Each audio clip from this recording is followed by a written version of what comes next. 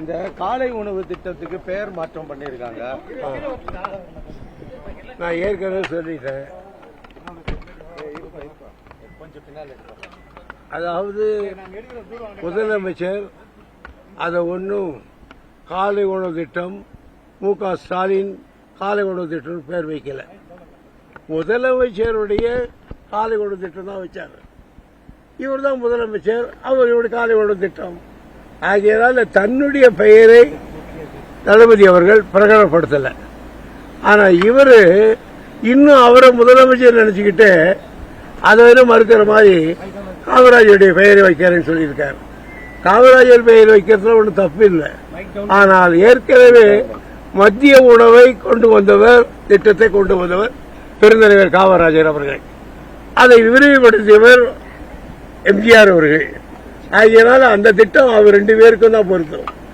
இது காலை உணவு திட்டம் முதலமைச்சர் காலை திட்டம் தான் சொன்னார். ஸ்டாலினுடைய காலை உணவு திட்டம் சொல்லல. ஆனா ஏன் இப்படி மிரண்டு இப்படி பேர் வைக்கிறாங்கன்னு தெரியல. ஆனா நாங்க அவங்களுடைய பெயர்களை எதையும் மாத்தல. அதாவது பைய அடிச்சு பசங்களுக்கு கொடுக்கிற பள்ளிக்கூடத்துல எல்லாம் அவங்க பேரை அடிச்சு வச்சிருந்தாங்க. எக்கச்சக்கமான பை இருந்தது. அதெல்லாம் அரசாங்கத்தில் அடிச்ச பை, அந்த பேரே இருக்கட்டும் கொடுத்துருட்டார் தலைவர் தளபதி சொன்னார். அதே மாதிரி அம்மா உணவகன்றது அவங்க வச்ச பேரு, அதையும் மாற்ற தேவையில்லை அப்படின்னு சொல்லிடுறாங்க. நாங்கள் அவ்வளவு பெருந்தன்மையா நடந்துகிட்டோம். அந்த அரசியலில் வர்றவங்களுக்கு அது பெருந்தன்மை தேவை, அது இல்லைன்னு இவங்க ப்ரூவ் பண்ணியிருக்காங்க. அவ்வளவுதான். தொடர்ந்து நம்ம திமுக அரசுல கொண்டு வந்த திட்டங்கள் பெயரெல்லாம் குறிப்பா சொல்ல போனோம்னா நான் முதல்வன் திட்டம், மகளிர் விடியல் பயணத்திலிருந்து விடியல் எடுத்திருக்காங்க.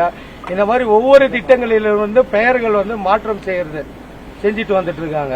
அதாவது அவங்களால ஒரு புதிய திட்டத்தை அறிமுகப்படுத்த முடியல. வேற என்ன பண்றது? இருக்கிற திட்டத்தினுடைய பெயரையாவது மாத்தலான்னு மாத்திக்கிட்டு இருக்காங்க. இது அவர்களுக்கு பெருமை தரக்கூடியதல்ல. அதே போல பாத்தீங்கன்னா விமர்சனம் என்ற பெயர்ல பேசுறவங்களை தொடர்ச்சியா கைது பண்றாங்க. குறிப்பா திமுக எம்எல்ஏக்கள் 2 பேர் இப்போ வரைக்கும் கைது பண்ணிருக்காங்க. அது எப்படி பாக்குறீங்க? அதாவது இதுல 2 வகை உண்டு.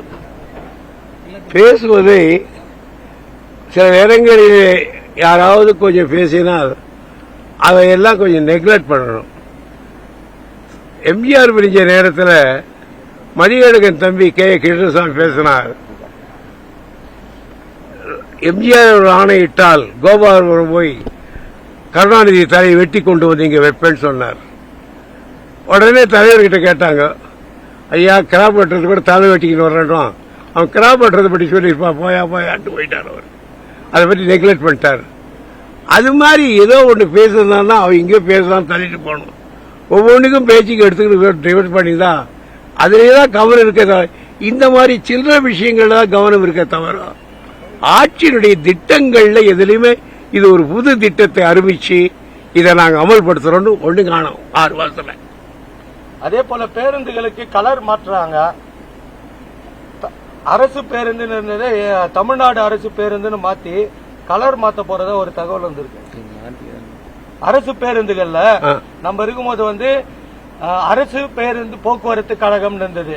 அது இப்ப தமிழ்நாடு அரசு போக்குவரத்து கழகம்னு பேர் மாத்திருக்காங்க. அரசு போக்குவரத்து கழகம்னாலே தமிழ்நாடு கவர்மெண்ட் தான். இது தமிழ்நாடுன்னு போடுறது பெரிய சாதனையா? அவங்க பார்ட்டியோட கலர்லயே பேருந்த மாத்த போறாங்க. இப்ப பேருந்துக்கு கலர் கொடி கலர். இதெல்லாம் அவங்களுக்கு பெருமை தரும்னு நினைக்கிறாங்க. ஆனா அது அவங்களுக்கு சிறுமை தான் தரும். இது நாளைக்கு ஒரு முதல்வர் நடிச்ச படம் ஒண்ணு ஜனநாயகன் வெளியாகுது. ஏன்னா ஏற்கனவே அவங்க எதிர்கட்சியா இருக்கிறப்ப திமுக தான் அந்த படத்தை முடக்கச்சுன்ற மாதிரி ஒரு கருத்தை முன் வச்சிருந்தாங்க. இன்னைக்கு ரிலீஸ் ஆக போது அதை திருவிழாவா அனைத்து அமைச்சர்களும் கொண்டாடணும்னு பேசியிருக்காங்க. எனக்கு அந்த கதையெல்லாம் தெரியாதுங்க. அதுதான் சார். இப்போ மேகதாது விவகாரம் தமிழகத்துல விவசாயிகள் மத்தியில பெரும் கொந்தளிப்பை ஏற்படுத்தியிருக்கிற நேரத்துல அந்த துறை சார்ந்த நீர்வளத்துறை அமைச்சர் ஜனநாயகன் படத்தை திருவிழா போல கொண்டாடணும், மக்கள் விவசாயிகளுடைய நிலைமையை எண்ணி பார்க்காம திரைப்படத்தை திருவிழாவாக கொண்டாடணும் ஒரு அமைச்சர் இப்படி சொல்லி இருக்கிறத நீங்க எப்படி பாக்குறீங்க? அவருடைய கோரிக்கை தஞ்சை மாவட்டத்து விவசாயிகளுக்கே சமர்ப்பணம் பண்றோம். தமிழ்நாடு அந்த அமைச்சர் பேசின நடவடிக்கையை தஞ்சை மாவட்டத்து மக்களுக்கே சமர்ப்பணம் பண்றேன். சார், தமிழ்நாட்டில் இப்போ லோக்கல் பாடி எலெக்ஷன்ஸ்லாம் வந்து அதனுடைய திமுக பங்கு எப்படி இருக்கு சார்? அதெல்லாம் வந்த காலத்தில் பார்க்கலாம்.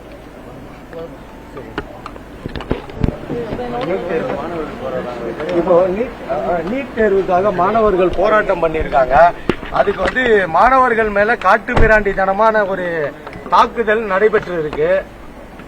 அதுக்கு வந்து ராகுல் காந்திக்கு வந்து மூக்குல லேசா காயப்பட்டு வந்ததுக்கு வந்து தமிழக முதல்வர் வந்து இரங்கல் தெரிவிச்சிருக்காரு, அதுக்கு அறிக்கை கொடுத்திருக்காரு.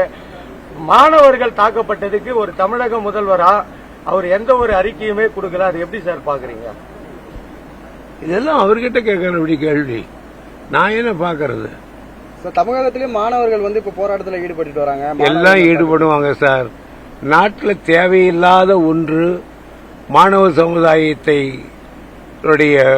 எதிர்காலத்தை பாழ் செய்வது நீட் தேர்வு. அதைத்தான் நாங்கள் சொல்றோம். அதை ஒரியா ஒழிக்கிறது தான் அதுக்கு இந்த நாட்டு மக்களுக்கு மாணவ சமுதாயத்துக்கு செலுகிற மகத்தான காரியமாகும். இதை மத்திய அரசு உணர்ந்து செய்ய வேண்டும்.